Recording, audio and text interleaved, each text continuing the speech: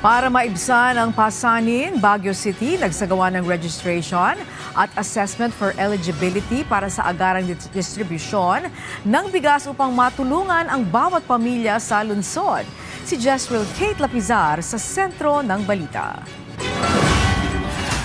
Isinasagawa ang registration at assessment for eligibility ng mga residente sa iba't ibang barangay sa lungsod ng Baguio para sa rice distribution project ng lokal na pamahalaan ng lungsod sa pamamagitan ng City Social Welfare and Development Office.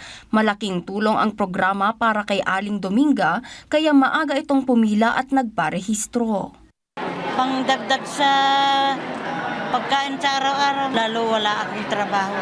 Aabot sa 56 million pesos ang pondo ng programa na kaloob ng pambansang pamahalaan mula sa Local Government Support Fund Financial Assistance. Layon ng rice distribution project na magkaloob ng agarang food relief sa mga indigent at vulnerable families sa lungsod sa kabila ng nagpapatuloy na pagtaas sa presyo ng mga bilihin.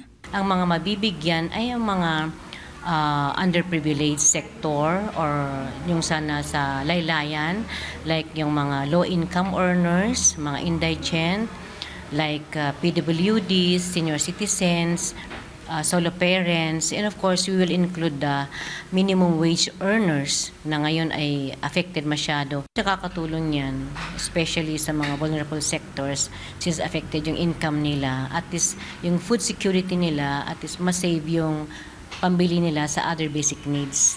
Jezreel Kate Lapizar para sa Pambansang TV sa Bagong Pilipinas.